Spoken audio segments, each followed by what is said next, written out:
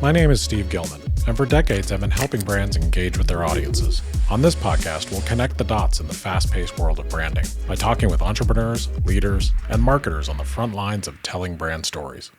On today's episode of Brand Story, we're talking with business leader George Pace on why you should hire people more talented than you, the secret to opening doors, and why you should listen more than you talk.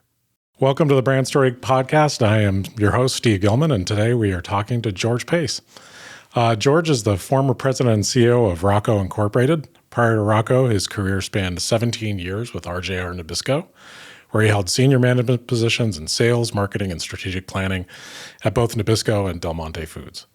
He currently serves as a board member for Blue Vigil, LLC, Shenandoah Valley Organic, and the Rainbird Corporation. He also serves on several advisory boards for Dynamic Aviation, Summit Community Bank, and Shenandoah Growers. And he's the founder of the Shenandoah Valley Angel Investors. He also served in the public sector, which many of you may know him from, on the Harrisonburg Electric Commission, Harrisonburg Planning Commission, and the City Council as the vice mayor, and so many nonprofit boards that I think we could be here all afternoon if I listed them all. And I got to work with you at RMH when you were on the board of RMH, and it was a pleasure. So, George, thanks so much for being here today. It's a pleasure, Steve. It's good to see you. Yeah, it's good to see you too, sir. I had such a great experience working with you at RMH during the rebrand for the hospital and health campus, and then I know you were intimately involved in the transition for the community hospital to be part of Centera, and that was a very positive move for this community. So thank you for all you did around that. Thank you. I appreciate that. Yeah. It was fun. Yeah, it was fun. It was a lot. A lot in a relatively short period of time, too. It was a lot of change and a lot of really positive change, but I don't think many people understand, I was involved in it, so I understand the importance of, with healthcare reform, small community hospitals being part of bigger systems so that they can provide the care to the community needs. And I think you saw that early, Well, I was thinking about this last night in we were working on the advertising campaign, and then almost overnight, although you didn't realize all that was going on, we moved into, I would say, a fairly intensive communications program, both internally and externally. And we did a lot of work on that. And that, I'm sure you weren't envisioning that 6 months earlier. No, I thought we'd get the big advertising campaign for the new campus up and then, get a breather. But we went straight into the communications campaign after that. And that was pretty intense. It was intense. That's where I got this gray hair. The good news is we still got hair. I know. We still got hair. We're still working. Yeah. You provided some amazing leadership in those days. And it was just an absolute joy to work with you and Carter and Jim. And, so thank you for that experience. Well, there are a lot of good people. Oh, for sure. Yeah, one of the people that I interviewed for this podcast recently was Carrie Willits, who went on to work at Centera, and now she's a regional president for WellSpan Health up in Pennsylvania and supervises 5 hospitals and outpatient centers. She's pretty amazing. A lot of those good people have gone on to bigger and better and amazing things. Yeah, that's good. It's good to hear. Let me just start. I'm going to ask you questions. All of these are just your perspective. You've accomplished a lot in your career. I mean, a lot. Like even just going through your resume and everything, all the boards you've been on in your early career in marketing. What do you think you're the most proud of in your career? I think from a managerial perspective, most proud of leading Rocco Enterprises through probably the toughest period of time in the history of the company. It was in the mid-90s.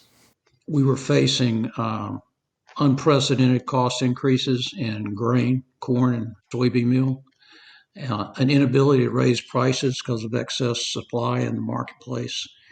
And it was tough. But we got our lenders to stand behind us. We were talking to them every week, I think. But more importantly, we were able to galvanize the employees to realize we either got to make this work or it's over.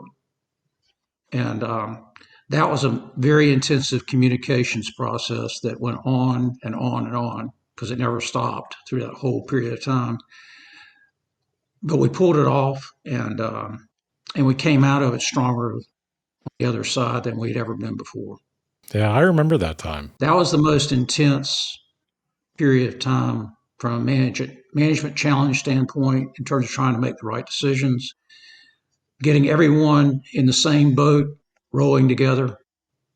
But we did it. And once you do that, once you can actually get everybody moving in the same direction with the same commitment, it's truly extraordinary what you can accomplish as an organization. It's very difficult to do, which is why I'm proud of it. Usually, you end up having people going in different directions, and I understand all that. But we actually used the crisis as a way to get everybody in the same boat, and I'll never forget it. And I'll never forget all the people that helped me and help themselves at the same time to accomplish what turned out to be a great success. Yeah, I remember that time, and I remember the communication coming from Rocco, and being very impressed with how the company handled itself through that entire, because it was like an ongoing rolling crisis, and you all did come out much stronger, and there was no chatter, there was no nobody jumping off the boat, and it was a real testament to great leadership. At that time, we were a huge employer in the community, like the The biggest, biggest, yeah, I remember. at least in Harrisonburg. And when you consider the employees, employee families, the farmers,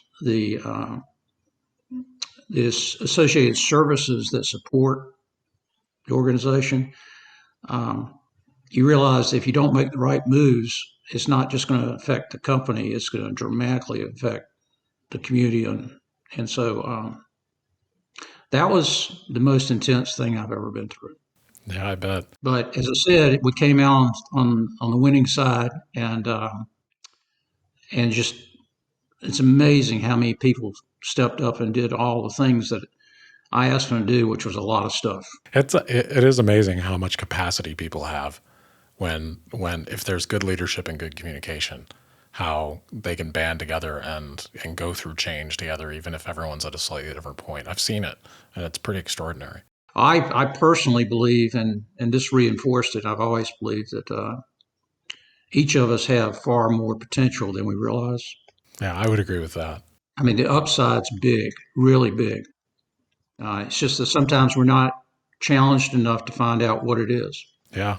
And I've had that experience myself. Like, yeah, I mean, just the example you gave from RMH of going through, like thinking we had just gotten this huge campaign done and then plunging right into a very complex communication situation. You would think, I don't know if I can do this right now. This is a lot. And then you do it. And it was an amazing experience working with everyone from Virginia Beach and everyone from Centera and our team at RMH. And it was extraordinary. Yeah, it's there's a lesson there, I think, for everybody.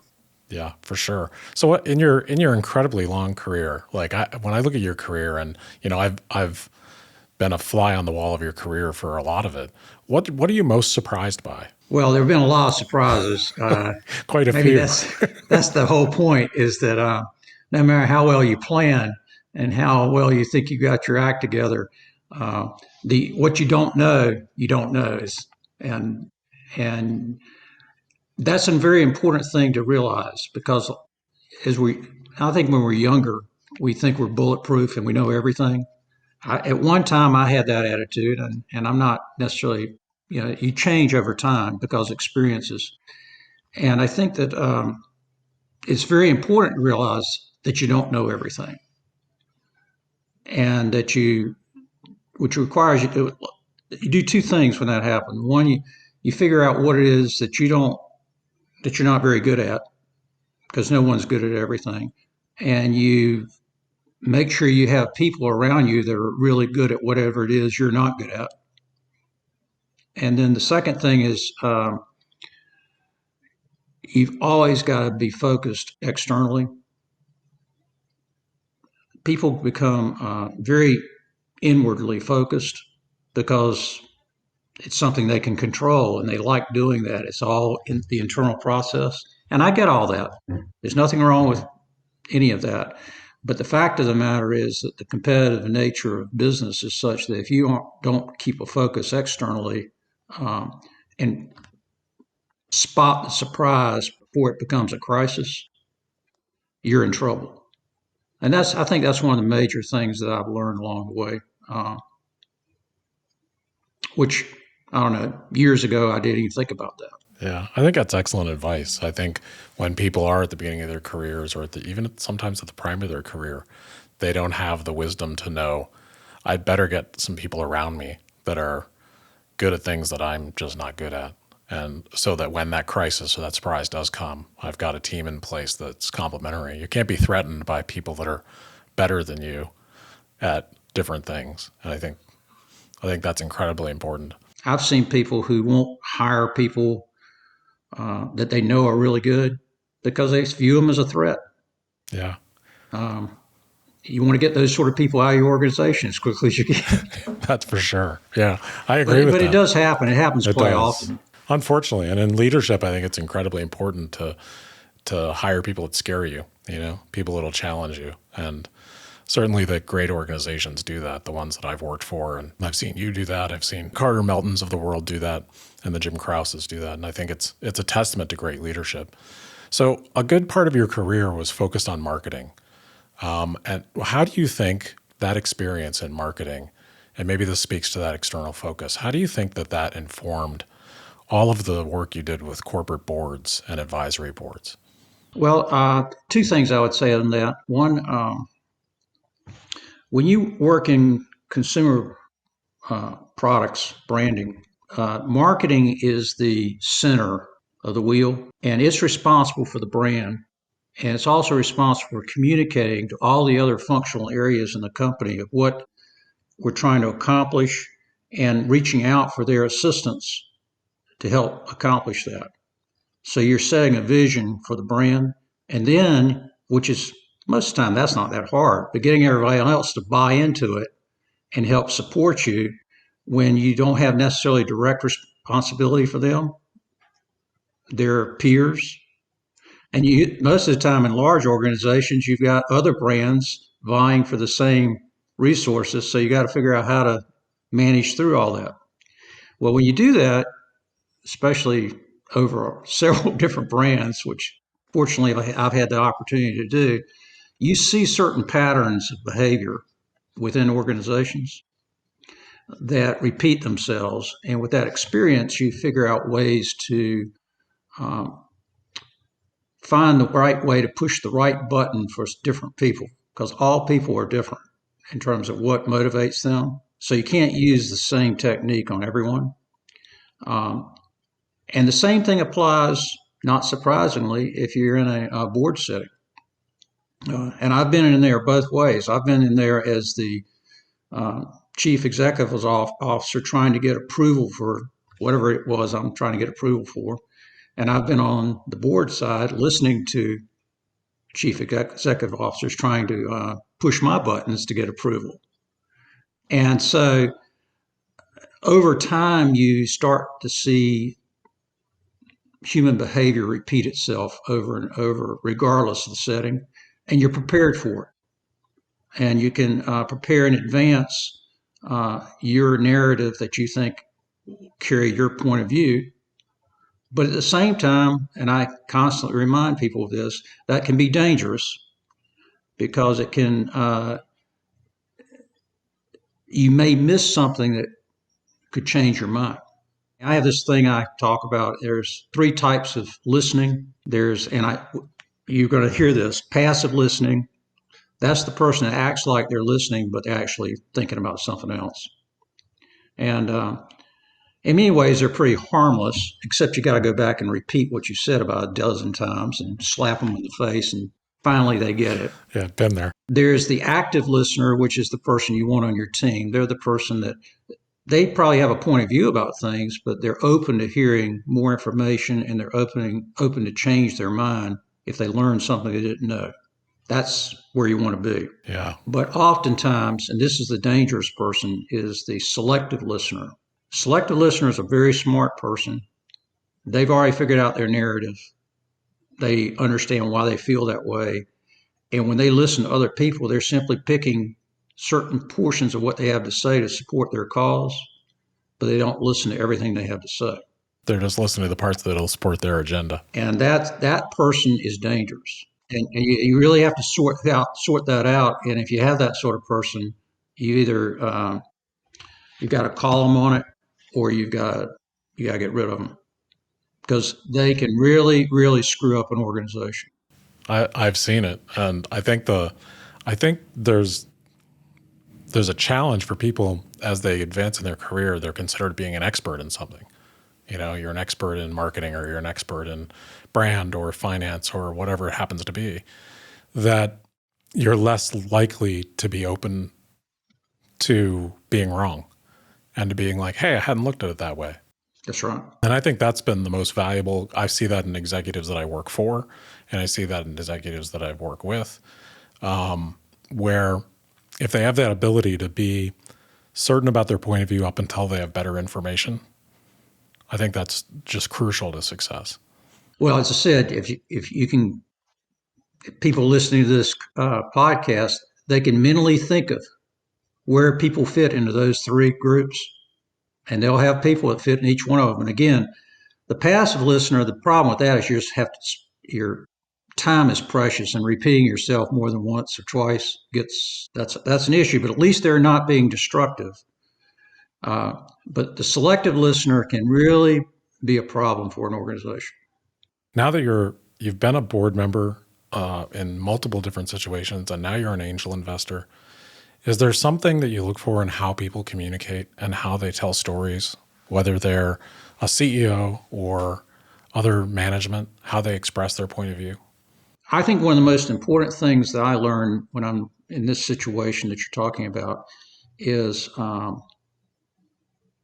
the quality of questions that a person asks, especially if I don't know the person. You know, it's kind of a first situation, because after a while you sort of figure out what the person's all about. But early on, um, you have some people who want to just talk all the time. They think they're God's gift to the world. Yeah. Um, that gets pretty old pretty fast. Yeah, I'm the smartest person in the room, and I'm going to convince you of that. That's a real turnoff for me. Um, I like to hear the person who, whatever the topic is that's being discussed, they've listened to what's been said, and you can tell they've pondered it quickly, but they've thought about it, and they come back and ask questions that are either clarification questions or questions that indicate that they've grasped the core topic, and now they're digging deeper because they've grasped it, and they're trying to get more granular information, primarily to make sure that they believe that this person that's speaking has that detail necessary to support whatever they're talking about. That's the sort of person that I'm attracted to, because they've been an active listener. They clearly have a bright brain working, and the quality of their questions um, let you know they're really committed to whatever the topic is. Do you look for that in CEOs that you're going to work with? Because you work with Oh, yeah. CEOs from all sorts of different angles. Absolutely. How good of questions do they ask, as opposed to spending all their time convincing you they're smart? They wouldn't be in the role if they weren't relatively smart. There's a difference between someone giving you their elevator speech or selling and someone actually engaging and engaging in that sort of like rigor of back and forth. Is that something that you experience a lot as an investor and a board member? Yeah, debate seems to go away in the world we live in today. But Yeah. when you're in a business setting and you're trying to figure out what's the best strategy, debate is terrific. Yeah. It's the way it should work. Uh, what are the options, and which is the best, given everybody has limited resources and only so much time. So there's the financial resources, you can't do everything, and then there's the other issue of, well, if we wait another 6 months, we'll have better information. Okay, that's a great luxury to have, but depending upon the situation, you've got to make a decision, and you don't have 6 months to wait. Is there anything you've done as a CEO or as a board member where, you know, there'll be experts or people in roles that are not at the board level or not at the C-suite level, where early on, I think Carter Melton was actually somebody that encouraged me to always tell truth to power, but it's difficult for a lot of people to do. Is there anything you do to draw people out if you think the information they have is going to be really valuable to help you make a decision? Yeah, I mean, I think if you're talking to a person and you're they're a subject matter expert. Um, it's not that tough if you're open. It goes like this, Steve. I got a tough decision to make, and I'm trying to get as much input as I possibly can. And I know you don't normally attend our chief operating officer meetings or whatever it is, but I already know because I've talked to everybody in the organization that you know a lot about this. Help me understand what I don't know. It's up to the leader to be open and Yeah. give permission, if you will, so the other person feels at ease and shares with you their knowledge. And they don't feel intimidated because, they're 4 levels down in whatever it is in the organization. It's up to the leader to make that happen. Yeah, and I think that kind of goes back to what you were saying about active listening. And I think it's something that CEOs and leaders, it's one of the most important qualities. And not everyone has it to the degree that I've seen you demonstrate it or I've seen certain leaders demonstrate it, where they can talk to someone that's a subject matter expert or someone that's, much younger in the organization and make them feel safe enough to give their honest opinion. And I think that ability to listen. So do you think listening as a board member, that sort of active listening and as a board member or CEO has served you well? Absolutely. I mean, there's no question about that. At the end of the day, you have to be comfortable in your own skin. You're not worried about what people think about you. And you just be open and straightforward, and you'd be amazed. It knocks down lots of doors. It's good. That's great advice. I think it's great advice for anyone young in their career. It's great advice for anyone that's in leadership for the first time. So I think that, it seems really simple, but not enough people practice it in this day and age. So I'm glad we got to talk about that. There are plenty of examples of other organizational culture. Yeah. It's my way or the highway, Yeah. and that's someone who thinks they've got all the answers, and that's a blind spot because, as we started this conversation a little earlier, you don't have all the answers. I think that wisdom, whether it's a CEO or any kind of leader, knowing you don't have all the answers is going to lead to much greater success than you. I think it's almost insecurity if you think you have to be a big deal all the time and be in charge, quote unquote.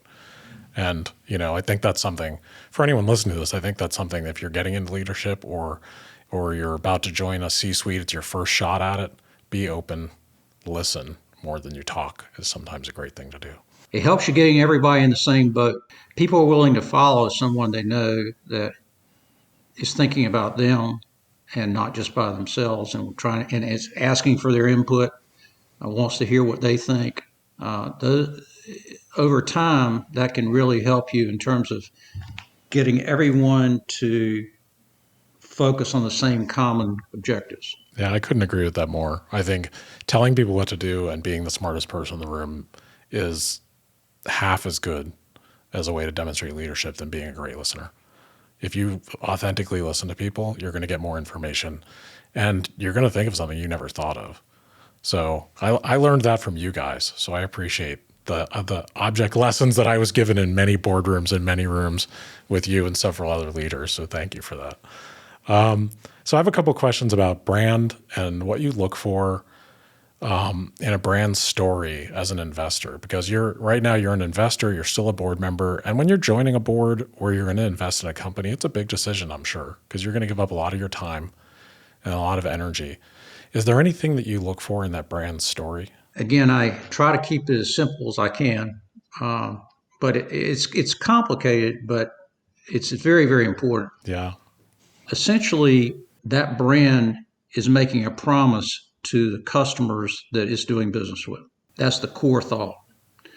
And so You want to understand what that promise is. And then, based upon whatever your understanding of that is, then certainly as a board member, and also as a marketer, you want to look at the organization functionally in terms of whether or not that organization is designed and is functioning in a way to deliver on that brand promise. And does everyone in the organization understand that?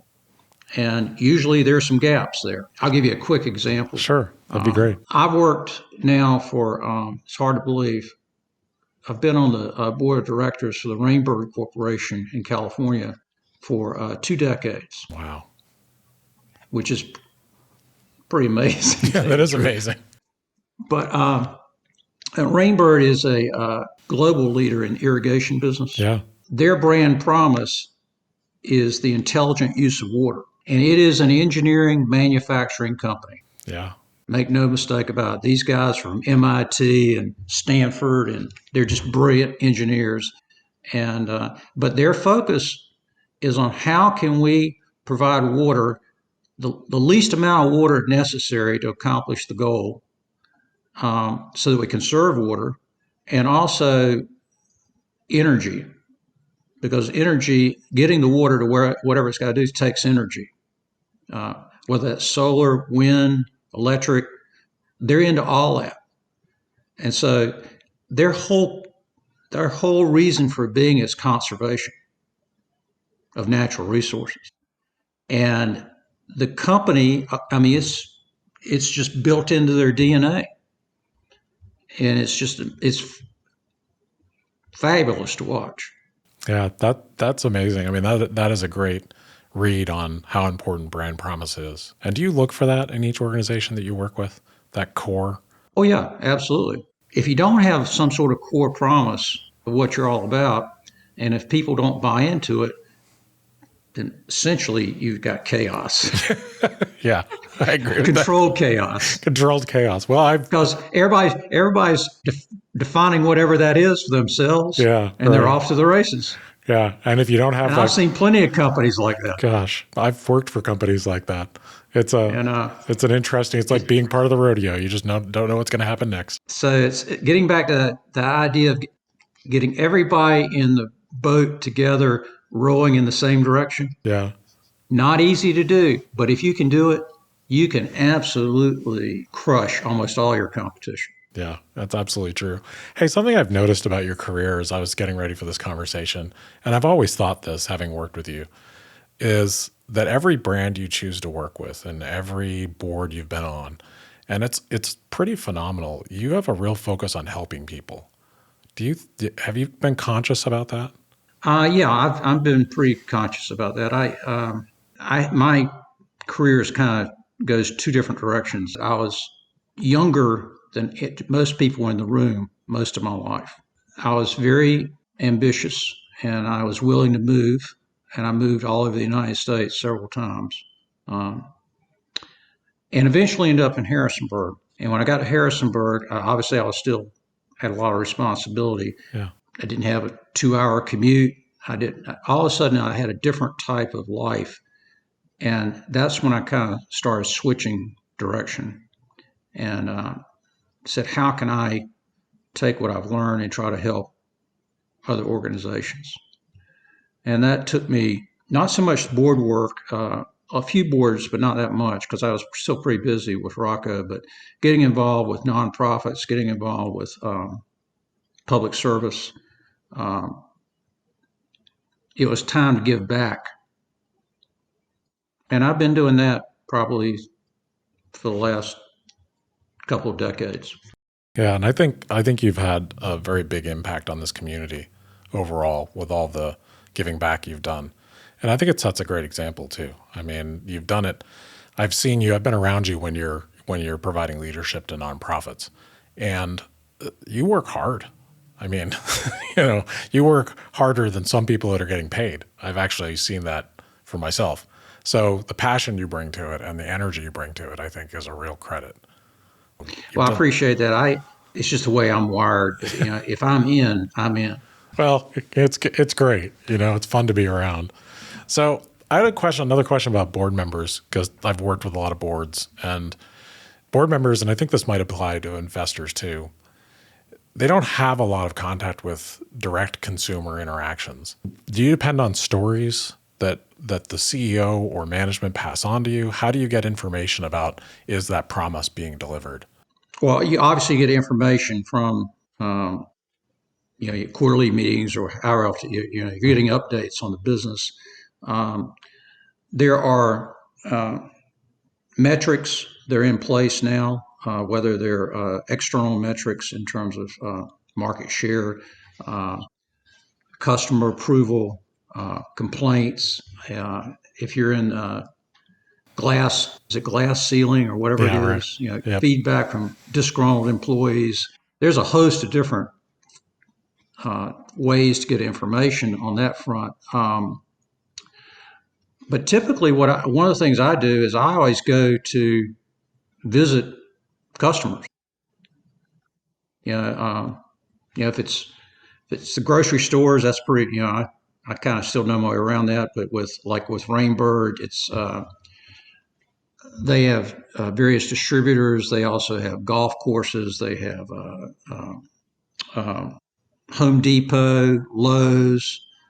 You go out and see what's really happening in the marketplace, and you come back and you call people on it if you say if they're giving you everything is roses. So well, I got to tell you that's not what I saw, and you only have to do that once or twice, and they realize that I'm not going to do that again. There's a disconnect somewhere. No, you've got to, and plus you got to be a consumer of the product. Yeah. Whatever it is.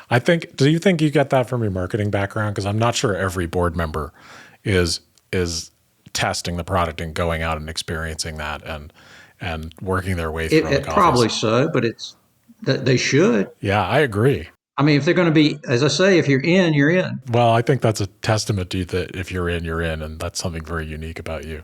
But that's great to hear, because that's something that I think as a marketer, I would always wish that board members and people on leadership teams would be out there testing the product and using it and being a customer, because the reports can often say one thing and the on the ground experience can give you a different perspective. Yeah, it's very true. The other thing I always ask management about, because they won't volunteer it usually, is I want to know what their service levels are. Yeah. How often do they deliver whatever the customer asks for on time and without any backlog items on the list? Because that tells you not only is it, and if they can do that above 90%, they've got a competitive advantage.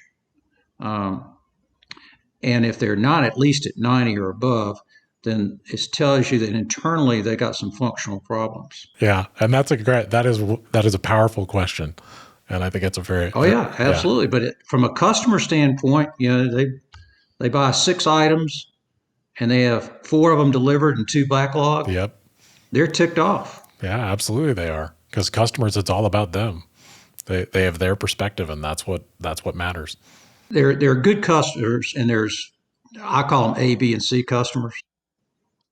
And you really have to understand which are the best and which are the most profitable, and which are the real pain in the rear end customers.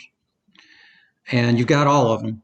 But if you know who the best ones are, they get absolutely, you try to do 100% with them.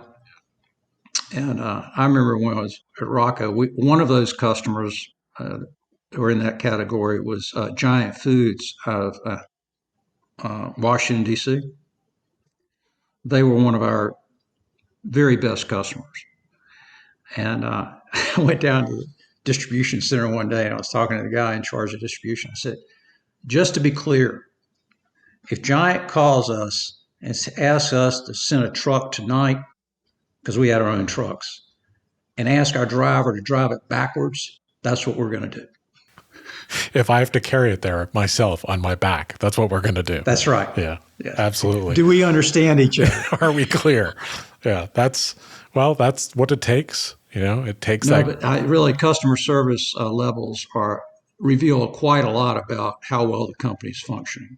Yeah, and I think one of some very wise leader in the past told me that, you know, those are I always ask questions like that as a marketer and get as many great, good, solid answers as I can that they'll give me. Now, obviously, if a board member can get some data that I might not be able to get my hands on, but you cannot fix a sales or customer service problem with marketing. It's usually a customer service problem is usually very much a communications problem, and or within the organization, different functional areas have reward structures that are in conflict with each other. Yeah, And so people are doing what is in their best interest, and the organization's not focused on the customer. And what brings that all together at the end of the day is what your customer service level is. right. All the great brands, you can look at them and be like, well, they start with customer service and work backwards. They're talking about it every single day on multiple levels. That's why we're in businesses to produce products for people that want our products and are willing to pay us money for it. Right. Here. So with all the industries that you've worked in, whether that's, as an executive or as a board member, I was just curious, which industry do you think has kept you up the most at night? I work with the health with the excuse me the with RMH, and I've also just this year I'll complete my term responsibility as I was the chair of the University of Physicians group at UVA. So I've kept my finger in the healthcare world for some time. My father was a doctor and my mother was a nurse. So I grew up in all that world, and it is an extraordinarily complex industry, and it has lots of issues, and a lot of those we saw, and as the pandemic occurred, it just stressed something that was already somewhat stressed. And so I've spent a lot of time uh, doing whatever I can to try to uh, help reduce some of those stresses. And that's kept me up at night. Yeah, I bet that's the industry I've worked in across a lot of different industries, from CPG to nonprofits, government agencies, and healthcare. I think Carrie and I were talking about this, is the most complex industry because of the regulation, because it's such a direct line to people's lives, and they're in a moment of crisis, and there's so many factors, from the reimbursement factors, the quality of care. There's so much that goes into it that I think if you can work in healthcare, you can work in almost any industry. Well, I think it's a good question, good point. People have been talking about healthcare through Zoom and video and all Yeah, that for right. years, Yeah. and nothing ever happened. It was promised for the future, which of course increases access dramatically. And the reason nothing ever happened is they could never get the reimbursement figured out with the insurance companies. So it was a loser. Yeah. It just won't work. Pandemic comes along. Guess what? Accelerated that technology by at least 5 years, if not more, to the present. And now that's going to be something that will be available on a going basis. So that was a good thing that came out of the pandemic, for Sometimes sure. there are that, out of every crisis, there's usually some silver linings. Right. But that's going to be that'll be a plus, especially for people who are in rural areas or people that the key thing is a lot of people don't have transportation. Yeah. Uh, I know that I also work with the free clinic in Harrisonburg, and when I guess it was what, maybe 5 or 6 months ago, but they announced they were going to close it. I was sick to my stomach because I know what how important that organization is. Number one, and number two, it's next to the bus line, Yeah.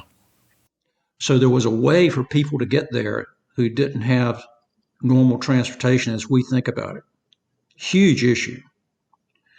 I was very pleased to see that the crowd that started it a long time ago, they've started it all up again. So Yeah, that is good to see. they just opened their doors and they're back in business again. And I'm very pleased to hear that, because there's a great need for not only low cost available health care, but health care that people can actually access because they can get to it. We take it for granted that we can get in a car and go to the emergency room or wherever we do. A lot of people can't do that. Yeah, and I think most people that haven't worked in healthcare don't know that. That access is a big barrier to good care. Huge, which is another good thing about the being able to use video for a lot of things on healthcare. Not everything, but a lot can be done there. Yeah. Let me ask you a question about, on this podcast, we're talking to people from all sorts of different industries about brand story, but also about marketing and about management. And I just kind of like to let the conversations go where they want to. And the idea is, I think people have a lot of things to learn from each other from different industries. So you've worked in very disparate industries. Do you think being able to bring what you learned in healthcare or the experiences in healthcare to other industries has helped, or vice versa? I think from a standpoint of getting back to what's the reason for being for the company, i.e., what's the reason for being for the brand, Yeah. those link directly together. When you start talking about different strategies to build the brand, whether it's line extensions or a new advertising campaign or secondary placement in the store, we go down a list. I think that's getting really into the basic elements of brand marketing and what's going to be our pricing strategy. I don't think those necessarily translate across industries the same way. Some of it does, but not all the time. But the core reason for being, that's the essence of what branding is all about, and supporting that and getting consumer, and obviously that has to add value to the consumer. And I'd argue that's true for any organization, figuring that out. We were at the free clinic. The name suggests that it has value, but the tagline was compassionate care, and that's what made the clinic unique. Is because in their case, practically everyone who came through that door had several chronic illnesses. They were taking umpteen pills. These people were sick. And it's not a 20-minute discussion with the doctor. And next patient, please. It could be an hour and a half with one patient, trying to just understand all the stuff that was issues for them, and then helping them. And it provided tremendous value not only to the patient, but also to the community, because that patient could have been over at the emergency room using the most expensive resources in the hospital. Yeah. And never finally getting to the final thing, because they cannot spend that much time figuring out all the problems a person has. Yeah, they're just not set up for it. I guarantee you, everyone in that organization, in this case the free clinic, all understood what their mission was. I'm sure you've given a lot of advice to management teams and even to other CEOs or board members. What do you think is the advice you've given most often around brand? As a rule, I think it's critical that whether it's sprinklers or it's Oreos or it's whatever it is, that you understand what the consumers sees as the value that you're presenting to them. And it differs. These are crazy examples, but they'll make the point. With Rainbird, it's conservation. With Grey Poupon, it was snob appeal. Yeah, right. Why am I going to pay 4 times as much for Grey Poupon than I am yellow mustard?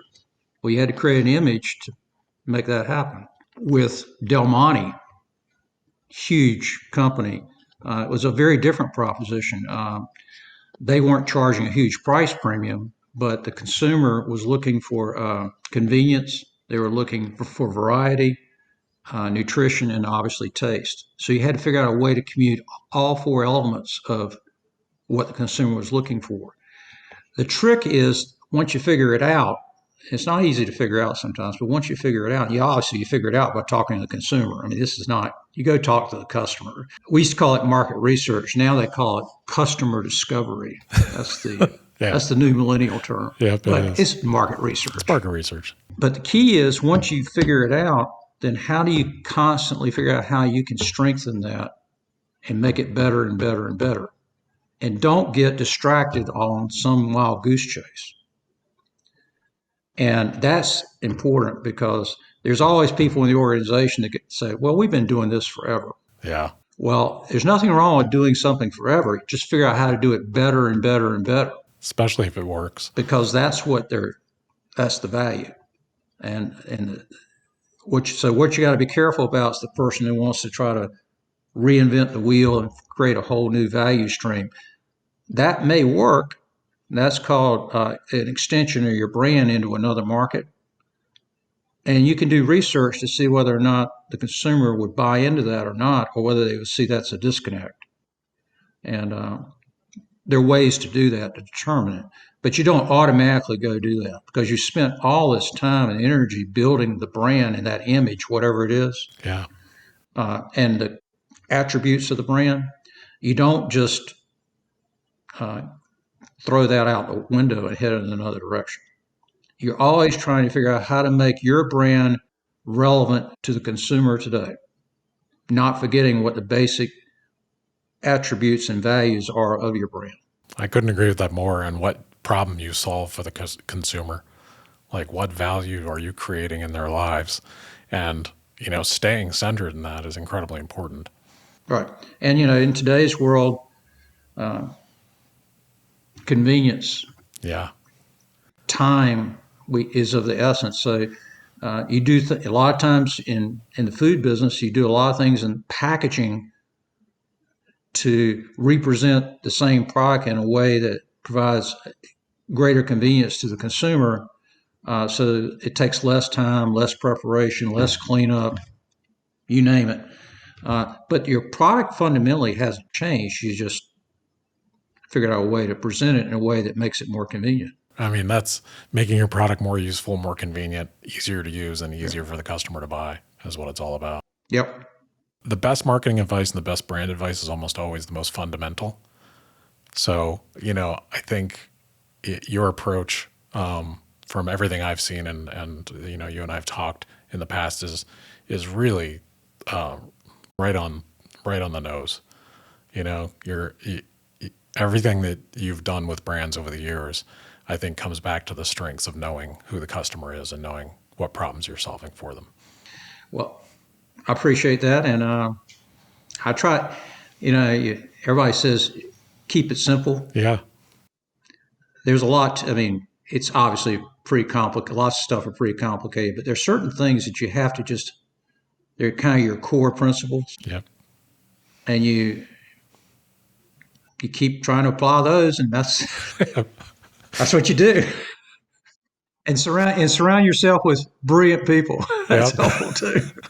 It's a great strategy for success. Let me ask you one final question because I'll get you out of here in the hour that I promised. So, knowing what you know now, what piece of advice would you give to your younger self?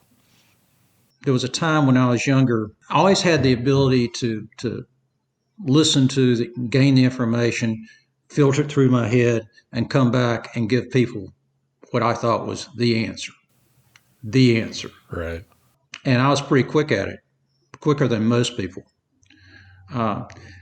And a lot of times I was right, but that's not the point. The point is, there's 2 points. One, there are times when I missed something, getting back to what I said earlier. That's why I'm a big believer in this, because I was that person. The other problem is, this really was a big problem. And I actually had someone pull me aside and explain it to me because I was blind. I didn't see it. A lot of times I was the younger person in the room. And I, for whatever reason, didn't have a filter And so I was telling people, in many cases, 10, 15 years older than I am, what they should do to change what they've been doing. Right. Well, that's a threat. By definition, it's a threat. Well, I didn't see it that way. I was just solving the problem. So if I could tell myself, my younger self, uh, something, it would be giving the same advice I was giving earlier. Listen carefully, ask good questions, don't assume that you know everything, and clearly assess your audience that you're talking to and have that guide your conversation in terms of reacting to the group. Yeah, I think that's something that all people who are young in their careers need to hear, is that it isn't necessarily great to come across as the smartest person in the room on every conversation. Sometimes you got a lot to learn if you just sit and listen. Yeah, you do, and that's what I would have changed, but I learned along the way. That's what hopefully that's what this podcast is about, so that somebody will listen to it and say, "Yeah, I kind of identify with that," and maybe I'll try that out. Yeah, I'm hoping so. I think people listen to this, and especially people who are younger in their marketing career. And, there's some really great advice in what we've discussed today. And, maybe they've heard it before, but hearing it from someone that's accomplished as much as you, I think it's really important. So thank you so much for doing this today. This has been a blast talking to you. Good. It's been fun.